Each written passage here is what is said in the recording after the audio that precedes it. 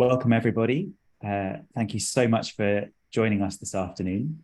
My name is Matt Wilkes. I'm the Director of Clinical Affairs at Current Health, formerly a critical care doctor and clinical academic before I went feral and joined industry. And it's my real pleasure to welcome two colleagues from Wigan, Wrightington and Leigh, who are I think really pushing the potential of virtual wards and virtual care within the NHS in some really innovative and interesting ways. And the topic of the webinar today is how to use virtual care for long-term condition management. But I think, as we know, long-term conditions have acute exacerbations, and what really matters is how we manage people across the acuity spectrum. And I think that's something that WWL do particularly well, and are also kind of setting out a roadmap for how we can do the same in other areas. So that's kind of what we're going to dwell on today. And so I'd love to just kick off by asking my guests, Dr. Abdul Ashish and Alison Chadwick, to tell them to introduce themselves and also tell us a little bit about their role at WWL. Alison. Yep. So my name's Alison Chadwick. I'm the clinical quality lead at WWL. I am responsible for the virtual ward and a number of the admission avoidance areas and attendance prevention areas within WWL, based within the community division. Thank you. Dr. Ashish. My name is Abdul Ashish. I'm a chest physician and also the Deputy Medical Director for the Trust. I lead the virtual ward from the acute side of things and have been involved ever since its inception as an idea. And we are moving forward with this, and we are so glad that we have done this.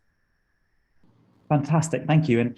And probably a good place to begin is, Alison, I was wondering if you could give us an overview of the WWL virtual ward and kind of focus on some of the areas in which it's perhaps more unique.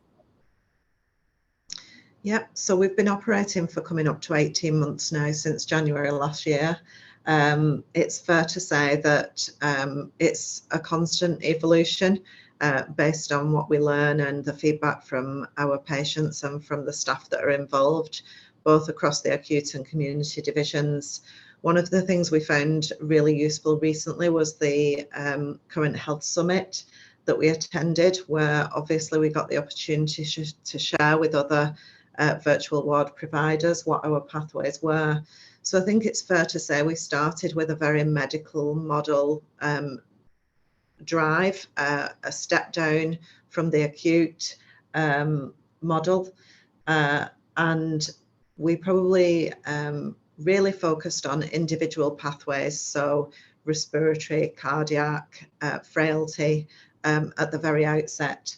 Having been to the summit and seen what that can evolve into and look like, you know, some of the slides had kind of what looked like 90 to 100 pathways. We came back and revisited that within WWL. And what we've decided to do is scale back, which kind of lends itself to the inclusivity piece as well. So what we've done is we've come back to the drawing board and we've gone back to a step up and step down pathway for medicine and a step down pathway for surgery. Obviously, frailty patients, you know, affect all of those pathways. So it's built in there anyway, rather than those individual condition-driven pathways. That's fantastic. So, so you have a kind of not a sort of a sort of standard virtual ward approach, and you began with a standard virtual ward approach, focusing on, you know, those targeted areas of respiratory medicine and frailty, and then you kind of expanded, and then it sounds like, having seen what other people were doing in that arena, you then simplified. And that's very interesting to me, and I think it's something we can dig into a little bit more later about how those pathways were simplified. Dr. Ashish, is there anything else that you would kind of pull out about the WWL virtual ward? I think from our perspective, from the acute trust, we tried to keep it very simple. Yeah. there is a common generic pathway for step up and step down, which colleagues can use. And we have let the onus on the clinicians who are onboarding these patients to decide the suitability of a patient than stick to a very strict pathway, which, you know, can take a long time going through governance processes. So we've kept it very simple, what parameters the patient should have in general, and not dictated that it should be limited to a condition. So we've managed a host of conditions across every specialty in medicine you can think of, just because the clinicians are open to put their patients on virtual ward based on their clinical acumen and their clinical decision making, and work with the virtual ward team to discuss why this patient could be managed in the community, what parameters that they would be comfortable with, but also aligned our virtual ward with a backup of consultant colleagues from Monday to Friday, morning and afternoon, where there's hot reviews that happen, which is different. So therefore, at any given point, I'm satisfied that the virtual ward team are supported by senior clinicians who review these cases and manage them appropriately in conjunction with the virtual ward, rather than, you know, leave it all on themselves on a limb. So we've got very open sort of inclusion criteria, very limited exclusion criteria, supported by a very able virtual ward team who are open to seeing any patient. And we've got the backup from the secondary care clinicians, Monday to Friday, morning and afternoon, who review these patients on a regular basis. So we've got the safety built in to make sure the patients are well cared for. That's fantastic. And I guess it alludes to this idea that actually, if we have complex and rigid pathways, rather than that being a route in for people, it serves just as much to exclude people who don't entirely fit the mold. Just to come back to your point about staffing, so you have secondary care consultant cover sort of office hours. Are the patients monitored out of hours or on the weekend? Yeah, so the patients are monitored from 7:30 in the morning till 8 at night directly by the team. They operate 7 days a week. The rota cover is just slightly different at the weekend, but we do have access to the oversight of the consultants morning and afternoon at the weekend as well. So that is a 7-day a week. It's just operationally done slightly differently, as I said. And what it comes down to ultimately is the care plan for the patient, and it literally replicates the care plan that they would receive if they were in a hospital bed in exactly the same way, in their own bed at home virtually. That's fantastic. And how many beds do you have on the virtual ward? So we've got the capability to go up to 100 beds at the moment. Amazing. And in terms of staffing, so how many nurses do you have on staff, and what's the sort of makeup of those nurses to monitor those 100 beds? So we do have quite a unique model. So we have a hub, a central hub that is off the acute site, where we have approximately 40 nurses that staff that 7-day, 12.5-hour period. Patients are safety netted overnight because we're not 24-hour, but we've seen very few bounce back into A&E or need readmission. Alongside that, we have a band 7 and a band 3. Sometimes at the moment, because of the volume increasing and over the period of the kind of 18 months we've been operating, the acuity of the patients we take now compared to at the beginning has significantly changed. So we're taking far more acute patients than we were at the outset. So we have a band 7 and a band 3 as a minimum up at the hospital site every day.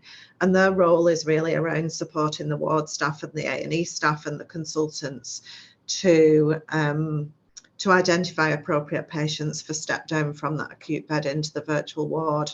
They also act as that enabler for any escalation. So the hub team will use them as the conduit to have a conversation with the consultant where they have got concerns, they've identified early deterioration, or something that they want discussion with the consultant about with regard to a patient whilst they're on the virtual ward. That's fantastic. And these patients, are they all continuously monitored, or is it a mix of continuous and intermittent monitoring? So the vast majority are continuously monitored.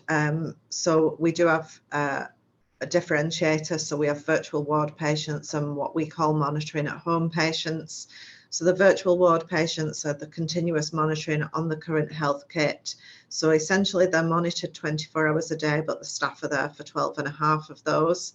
The monitoring at home patients don't have the kit. We've got the ability to reduce that down to either the intermittent monitoring or just provision of either a blood pressure monitor or an oximeter, depending on the situation really and what's right for the patient.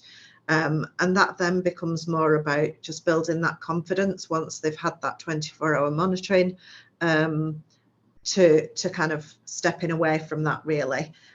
Because as you'll know, once a patient's discharged, they can become a bit anxious.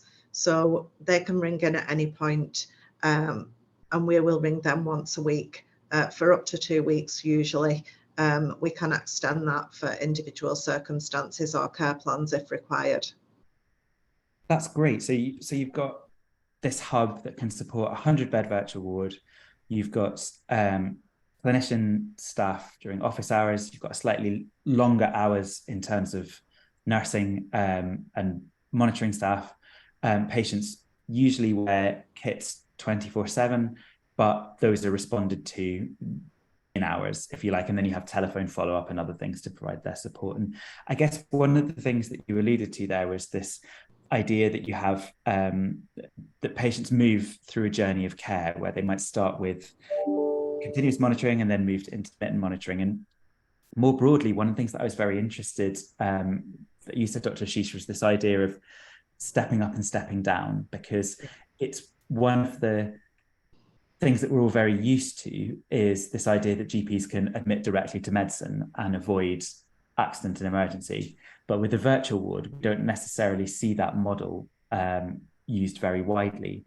So I'd love it if you could explain a little bit more about how your virtual ward integrates with primary care and some of the success and challenges you've had within that effort. So I think we've had a fair amount of experience, patients being stepped down from the hospital wards to the community, facilitating their discharge. And we've largely the virtual ward across the country is doing that. But I think the real merit is when we are able to provide virtual ward as a platform to be able to safely manage patients who need stepping up care from the community in place other than the hospital, or which is traditionally the route. So we've been trying to work with our GP colleagues for some months now. We have yet again have a generic pathway. We worked extensively with our community teams, namely the rapid response team, CRT teams, district nurses, and all of these people, when they go out and see patients, they are able to onboard them if they feel it is suitable onto virtual ward. We've opened it first to certain networks, but now to whole of Wigan Borough.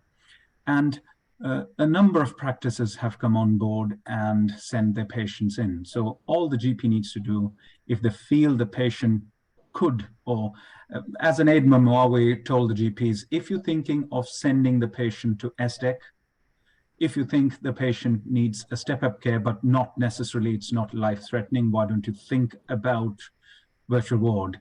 And some of the colleagues, some GP colleagues have done that, have done exactly that.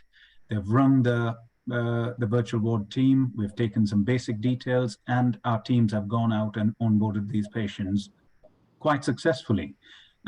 So the word is spreading. We have done several networks of primary care meetings with the colleagues explaining the pathway. We've been through PCN or network-based meetings.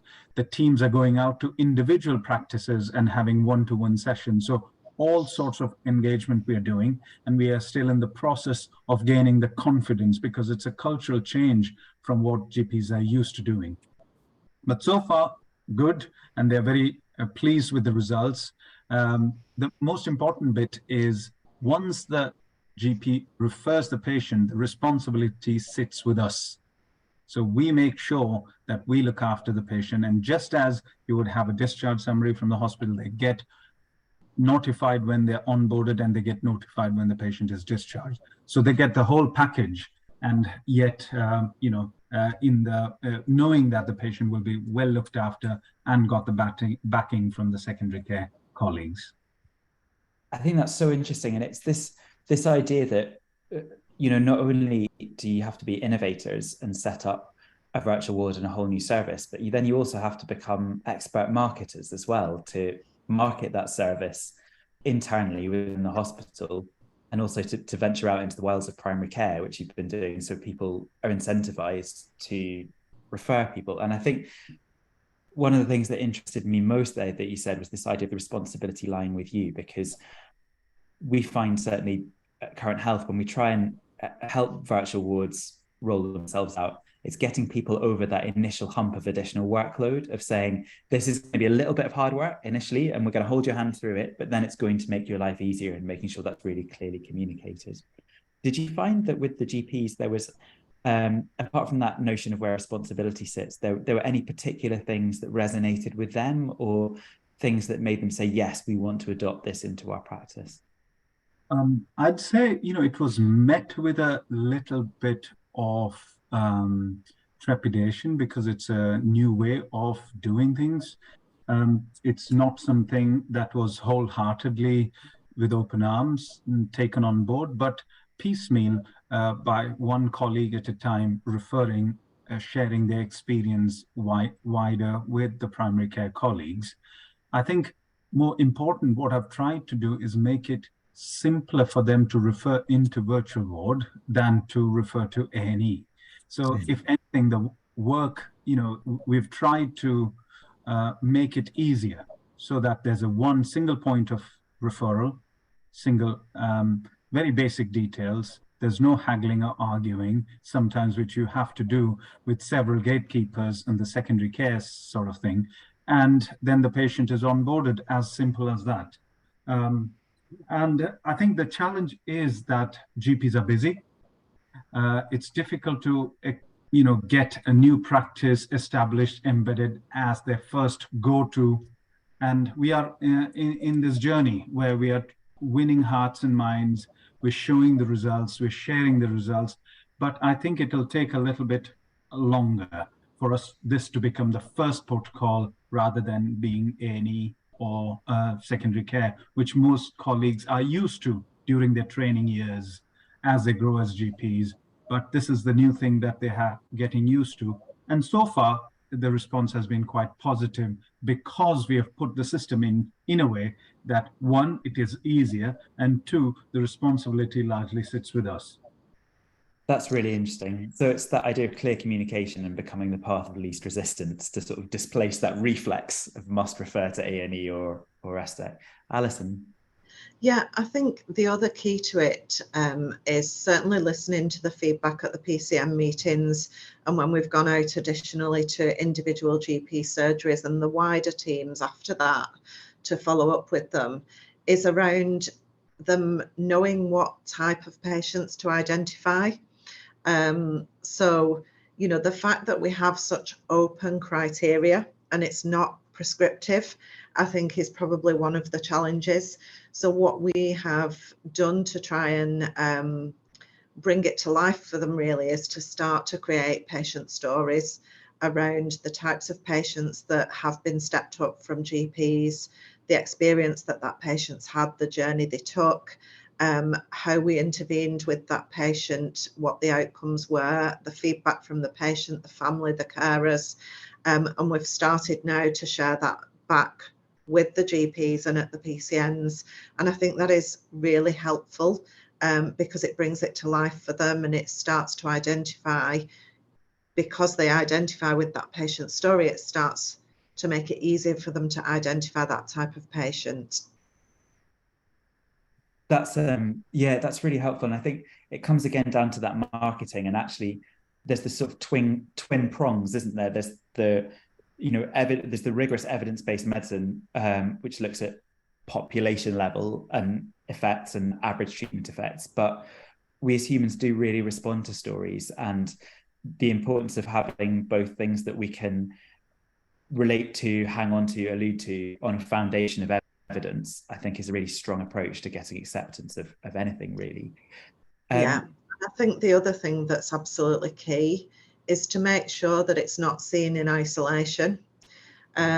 So, you know, I know not all virtual wards are where we are at the moment, and I know that ours will evolve and mature further, but we do have the luxury of that pathway and other services that wrap around, which I know we'll go on to a little bit later.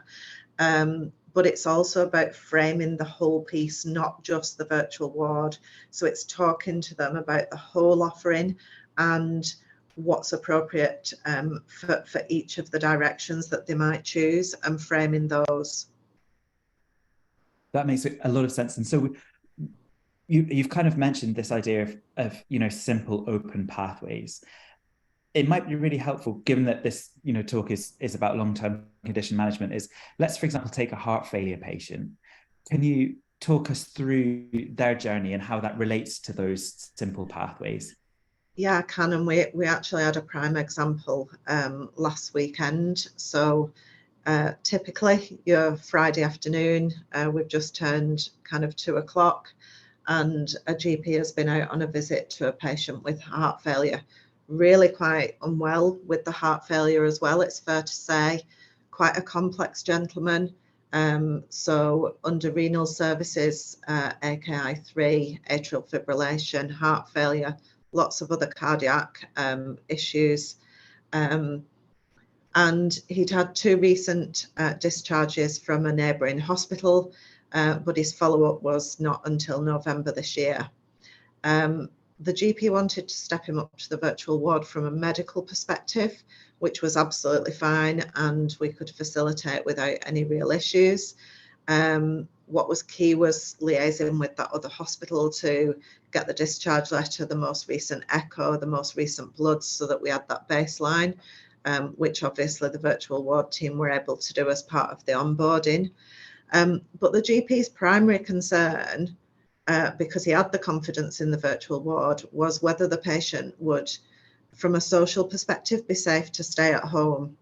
And this is where the portfolio that I have in terms of admission avoidance comes in, and also thinking about your wider scope in terms of linking in the virtual ward with things. So I'm fortunate that I manage Community React team. So I have therapists, I have ACPs and GPs as part of our admission avoidance pathways. So I asked one of our therapists to go out and take a full MDT approach with the GP in order to do that social assessment. They were able to put all the aids in place, arrange for the bed to come downstairs that evening, etc., so that socially we knew the patient was safe to remain at home, and then they were stepped up to the virtual ward. And, you know, very successfully then were managed over the weekend and into this period now to stay at home despite the social challenges that they were experiencing at the time, and clearly this medical encounter that had become unstable again.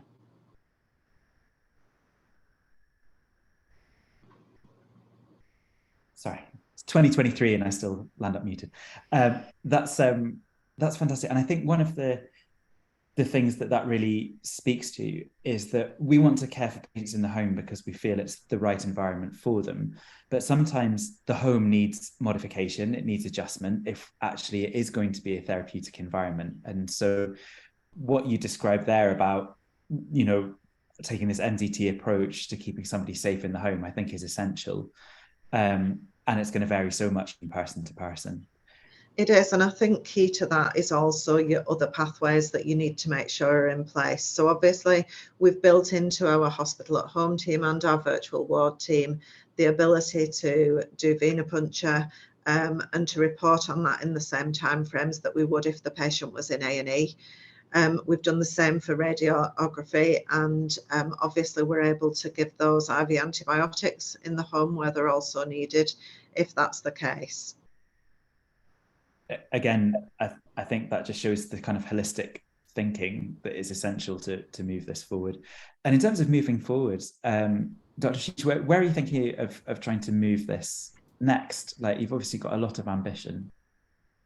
Yeah, we're trying to have a robust sort of step-up model where we are able to offer this as a first protocol, and the work is going on, really.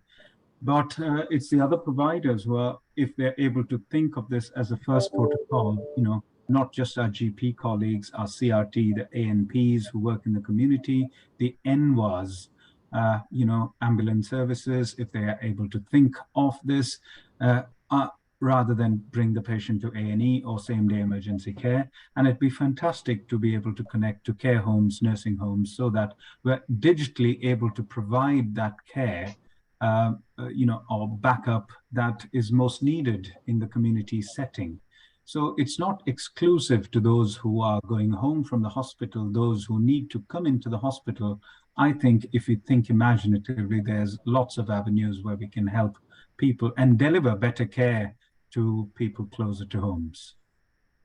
So it's this idea of long-term condition management, what we're here to talk about, but being a thing that operates across the acuity spectrum, and instead of sitting with secondary care, because that's where the specialists are, actually sits in the patient's home, supported by primary care, secondary care when necessary, and virtual care, kind of bridging them all.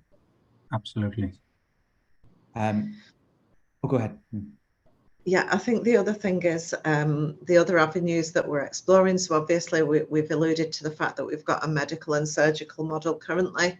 We're working with our colleagues in other specialties such as orthopedics, in line with our WWL strategy of what we need to achieve over the coming year and 5 years, to look at how we might be able to embed other pathways there. But also it's about your A&E attendance and working with those colleagues about, because it's not all about admission, is it? It's about that attendance and making sure that we've got discharge and flow where we need it, and we've got the most appropriate patients in those acute beds. So we've started to work looking at our frequent attenders to A&E, and our frequent admissions, generally in kind of COPD, and looking at that data, evaluating the previous month's frequent attenders and whether there was a role to play that might have reduced the number of attendances that those patients had. And just undertaking that review really, and that analysis of what's driving those attendances to see whether the virtual ward has a role to play there. Dr. Ashish has also talked about care homes. So we've had some really good success stories of patients on the virtual ward within care homes. We know that even where we've got statement of intents in place, when it comes to those crucial moments or crucial last hours, depending on the staff that are around and the time of day, we see those people bounce into hospital often because of fear or lack of understanding. So again, it's about looking at those areas that are creating that flow into the hospital or into the A&E department, and educating those areas that we exist, and putting in that appropriate support and intervention to avoid those patients coming in inappropriately in the last hours. I think that's really important. End of life care is something where I think virtual care and virtual medicine has huge potential, and it's something that we've done a little bit in Greater Manchester actually, but we've tried to kind of push a bit on our side, is the opportunities to leave patients in a place of their choosing to be looked after, ideally with their loved ones during their final hours. And I think it's something that, just to give that confidence, as you say, to avoid that fear that makes people have to be sent in, I think could be quite a compassionate approach to providing care. This has been a fantastic conversation. We've got 15 minutes for questions. We've got a couple that have come through, but please, if you have any more questions, do pop them in the chat.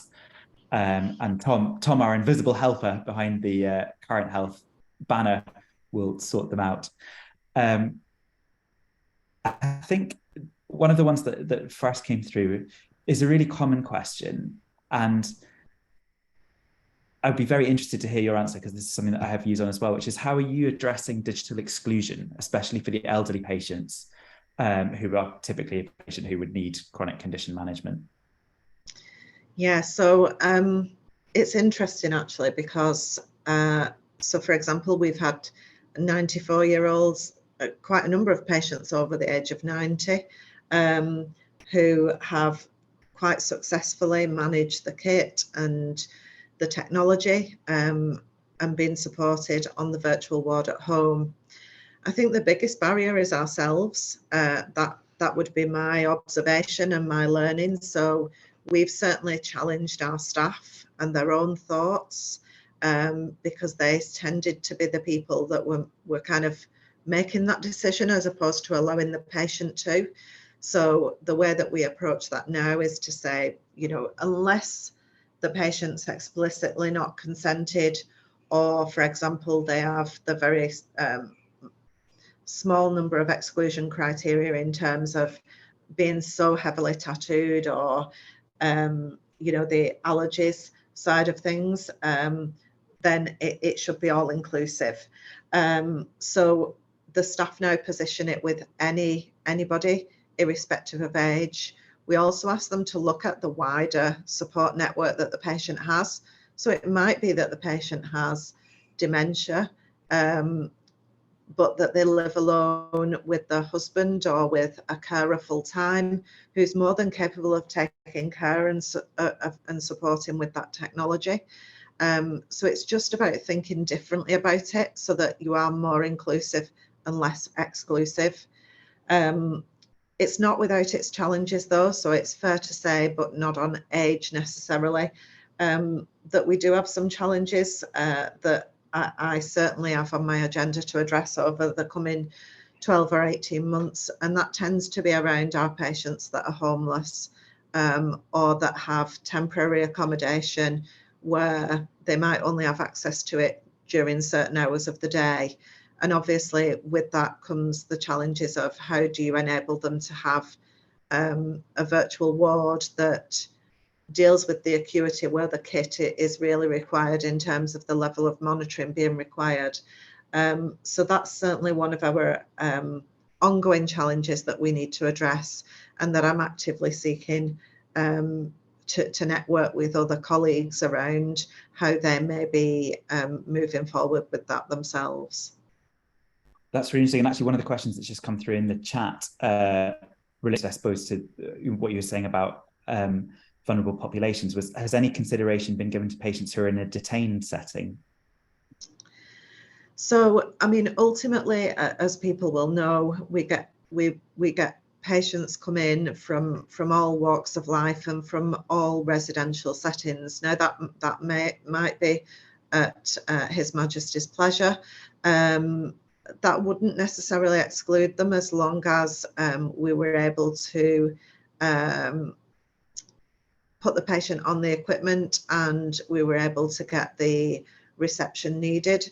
I have to say that I don't think we have had a patient in any of our local prisons that we've had the need or has met the criteria for requiring this just yet.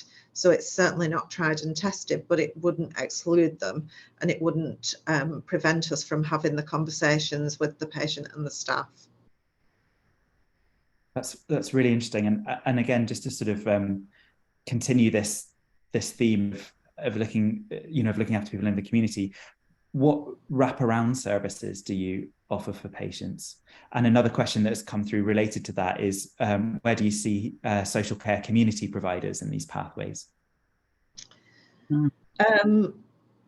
So I think there's a couple of things. Just going back to the digital inclusion, obviously we've got colleagues nationwide that are also looking at non-equipment pathways, but obviously then your acuity needs to be reduced slightly to mitigate the risk there.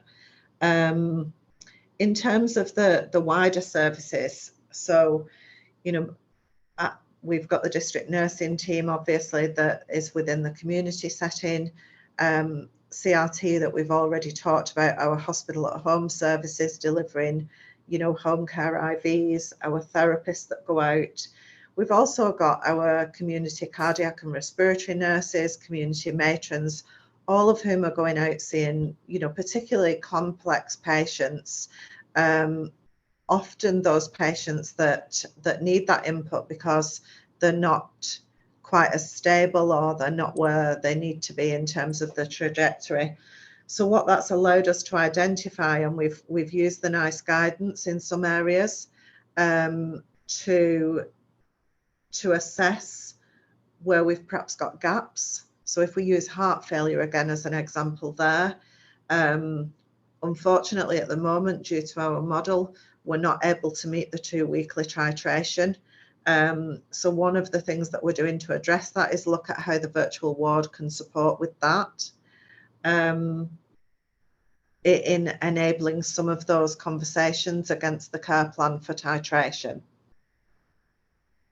That's really helpful. And I guess one of the questions at the top is the return of investment on this type of technology. And I suppose it's interesting that not to pick on you, John Paul, asking the question, but that you chose the word technology. I work for a technology company, but I think the technology is actually the easy bit. It's all the other stuff that you've just alluded to there, Alison, in terms of, all the different parties involved, the wraparound care, everything else that makes for a successful virtual ward. So Dr. Ashish, I wonder how you think about return of investment in that broader context, as well as just the technology.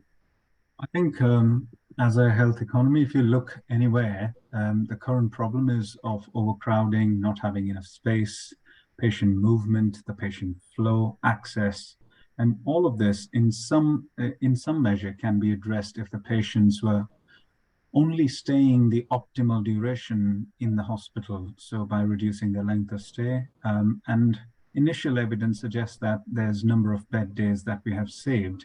We have seen over 1,000 patients, over around 1,500 patients, to be honest, since the inception of this service. And I think, although the data is still in progress and we're going to publish something, but in order of 4,000 to 5,000 bed days, saved, and you can do the maths on that. It's a significant number of saving, but more importantly, you provide a better care as a health economy, because currently, I believe lots of patients who are on the wards or who come to A&E don't necessarily need to be there. And therefore, I think as a hospital trust, the flow through the hospital is really helpful, beneficial, because a lot of patients, a lot of trusts have to employ many, many more staff to look after patients who are there if the length of stay is higher, locum costs, agency costs, one-to-one sitters, all this. And this is across the NHS, every trust. And all that could be factored into the cost, which is you're putting into the virtual ward by streamlining the processes, by reducing the length of stay. Yeah, I think that's a good answer. And certainly when I think about return on investment, I sort of put it in different buckets. There's the kind of the clinical, the operational, and the sort of pure financial. And obviously the first two feed into the latter, but sometimes it's kind of hard to discern what's affecting what. And I think you have to look at these virtual wards as a whole entity. And we did a study in the United States where we looked at 32 similar treatment facilities that actually run on kind of NHS lines, and deployed Current Health to 8 of them and not to the others, and then did a difference in differences analysis. And we saw a 12% reduction in length of stay across the whole centre. So not just for patients who actually went home on the virtual ward, but it frees up all the things you were talking about there, that block care in secondary care, that enables that to work more smoothly and reduce length of stay for everybody. So I think you do have to look at these things in the round. I think the other thing is, and I know we can't get away from, because we're going to have to justify and evidence the impact that we've had, and return on investment is going to be a huge part of that. But you can't underestimate the patient experience and the patient satisfaction side of it. So we have a number of our respiratory patients now that the minute they hit an exacerbation, do come into A&E because of that fear factor. It might be out of hours, whatever the variable is. But literally the minute they start to have that initial therapy, straight away they're saying, please don't admit me, put me on the virtual ward, because of that experience they've had and the fact that they desperately don't want to be in the hospital environment where they might be exposed to, other bugs, etc. And alongside that, and it's really difficult to measure some of this stuff, but we are looking at ways that we can do this better and to capture it in a better way that we can then convey it and measure it, is around the carer impact and the relative impact as well. The reassurance that it gives to family is unbelievable. And the feedback that we've had and our experience from our patients and the relatives has been fantastic, and sometimes quite overwhelmingly emotional. I think, and it's that keeps people locked into doing this, isn't it? Is when you still have that connection with your patients, even though it's virtual, and you see the impact it's having. There's a few great questions that have just come in on the chat. We've got 4 minutes left, so we'll do a quick fire round. But could you quickly summarize what equipment you use for the virtual ward for 24-hour monitoring, and whether the pathways are available for sharing? Yeah, so more than happy for you to share my email address. I think Steal with Pride across the whole of the virtual ward arena is absolutely key at the minute. So, more than happy to share what we've got and what we've published. In terms of the kit that we do use Current Health. I think it's fair to say we use that as part of our risk mitigation strategy. So all our patients either have the full kit, or when they step down onto monitoring, either the intermittent kit or an abridged version of that, as I alluded to before, with blood pressure or pulse oximeter monitor, depending on their individual scenario and care plan. That's really helpful. Yeah, thank you. And so I'll do these in the opposite order, but Dr. Ashish, within the hospital environment, what's the motivation for hospital consultants to provide daily virtual ward rounds? And how do you manage when a consultant colleague refuses to participate? I'm going to suggest the answer to that is an MBE and kick them out. Take away the merit award. So in our organization, we have job planned some people, acute physicians, respiratory physicians, cardiologists, A&E physicians, to be the lead and dedicated sessions to do ward rounds. So it becomes fairly generic, actually. The most important people are acute medics, because we want to turn them around before patients have a long length of stay in the hospital. So we've job planned a few acute medics across Monday to Friday to be able to do that. We share the results quite frequently within the organization, so people are motivated to refer patients. And most importantly, it is part of our trust strategy to have virtual wards as a viable clinical pathway or clinical service that we would see, or we are hoping to see, an increase in turnaround. So it is part of a trust strategy, which is very important aspect when you're trying to build a service, that the trust board buys into it and puts it as one of the metrics that will be measured to the board to be satisfied that we're providing good quality care. So that's very important aspect while you plan the service. And I think, Matt, it comes back to that sales and marketing piece again, where this is not an add-on, it's an integrated part of our clinical pathways across the entire trust strategy. I've not had many colleagues refuse. There are some who are less, we have early adopters. We have people who are now joining this, people who are reticent and a little bit skeptical about it, and want to see the results, which is why we share the results. But in every department, we have some people who are championing this. And that therefore we're growing in confidence. You can only win it by heart and mind and by sharing the data. You can't force people to do this. And on that note of compliance, I think that is us at time. But I just want to thank you both for a fantastic webinar and really all the work you're doing within virtual wards and to advance the way we as an NHS look at this model. I really do think it holds huge promise for helping some of the difficulties that we have in primary and secondary care and for long-term condition management, and can give patients a better experience throughout. So thank you so much indeed. I wish everyone the very best of times at the rest of HET, and thank you for joining. Thank you, Matt, for having us. Thank you.